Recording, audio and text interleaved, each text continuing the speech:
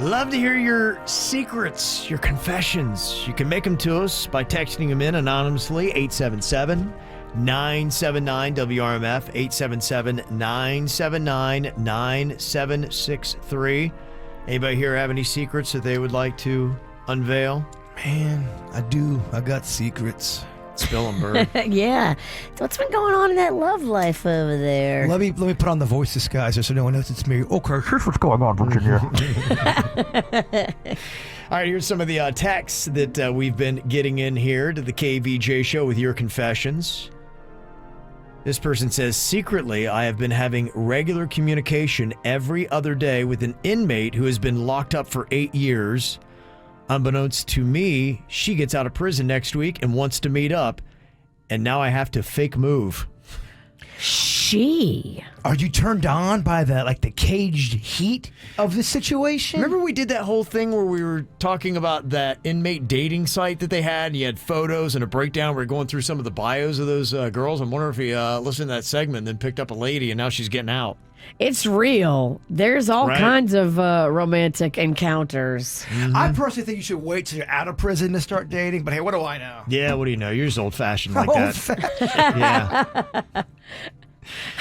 I think he wants to get away. I think he's overwhelmed, and he's like, oh my gosh, this is too real. Yeah. Bye. Well, he's probably attracted to her, and then, he's probably communicating with her because it was so far away, but now it's D-Day. It's real. And she's going to be at your door.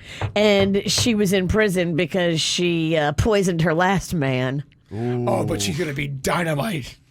Wow. She's going to be great in the sack. I mean, unbelievable, but she's going to eventually murder you. Don't you drink that drink she makes you. You can't drink anything. You can't.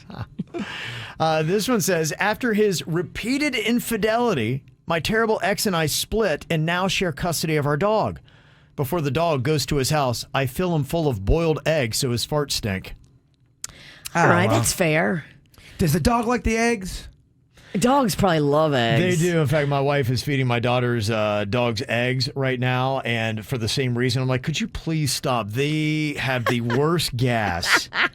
It is so nauseating. I'm like, it's not good for their system. Is your wife doing this on purpose? I don't know. I mean, they're little Frenchies, so they already have terrible gas. The dogs are known for having terrible gas. It's just my whole house just smells like dog farts now. It's just terrible. Good Lord. It's unlivable. It is. Look, you always got a place at a place to stay at my crib. Okay. All right. You don't have any dog farts in there? No farts going on. Okay, not like that. I need a home that's fart free. Jason's not a big farter. I try not to be. Okay. Well, thank you. You'd love it there. This confession says, our 8-year-old told us about some poor kids at his school that couldn't afford the snacks that he gets in his lunch, so he asked for extras to give to the kids. We thought that was so sweet, and we obliged. Suspicion arose, though, when we realized our son could no longer fasten his pants. Oh, he was lying. He had a little snack thing going on there. It's kind of brilliant. It's not right. It's wrong. You do. As a former fat kid, I would have totally pulled that move. But I mean, what a movie! I've seen snacks galore, Virginia. And you're just helping the less fortunate. Yeah. What a scam. Foiled when he got too fat for his pants.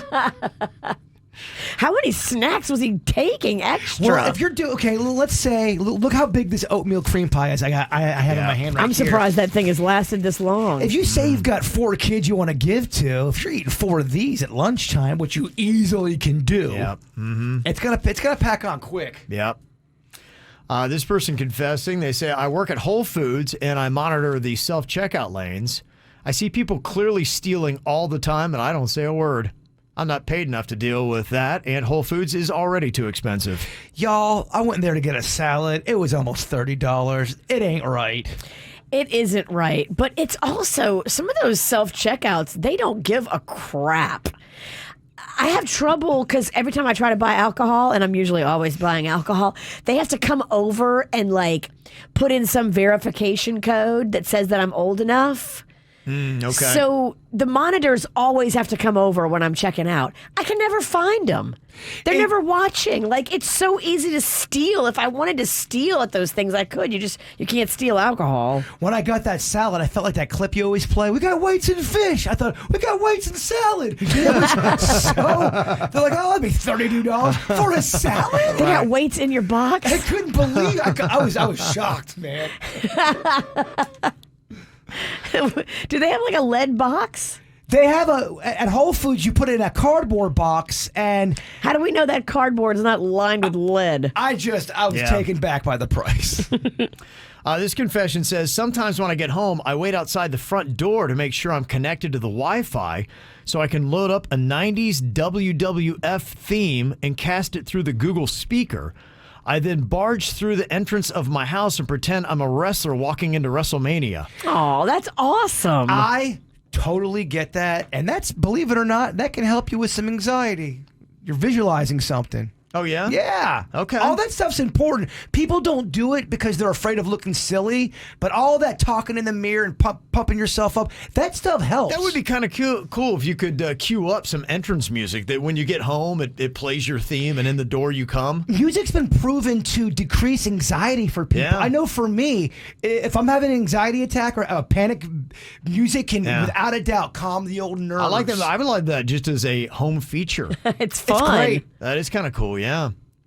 This person confessing here, they said, my husband was in a coma following a car accident. Oh, Lord. When I visited him in the hospital, I took the opportunity to squeeze the blackhead on his forehead that had been bugging me for weeks, but which he wouldn't let me touch.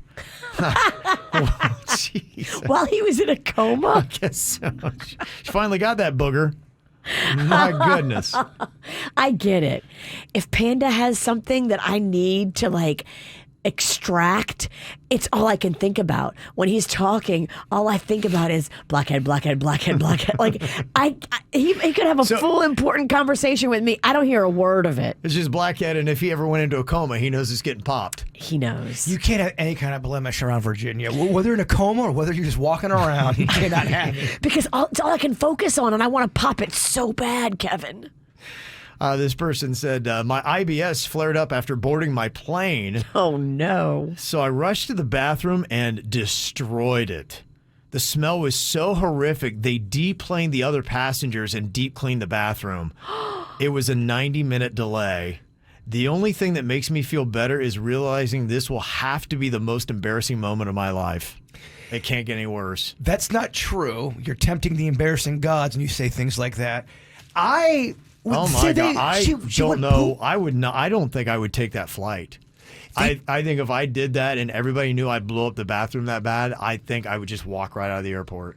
So definitely, you can't get back on the plane. No. And everybody knows your story. Oh my gosh! But what happens if it's mid-flight? If you're in the air, You can't deplane in the air. can't deplane in the air. That'd be terrible. That's what happened with that one woman. She went everybody up would there. hate you so much. She went to the front bathroom and she was in there for over 10 minutes. And you're like, all right, what are you? You're either doing cocaine or you've got poopy cramps. Wow, that is pretty crazy.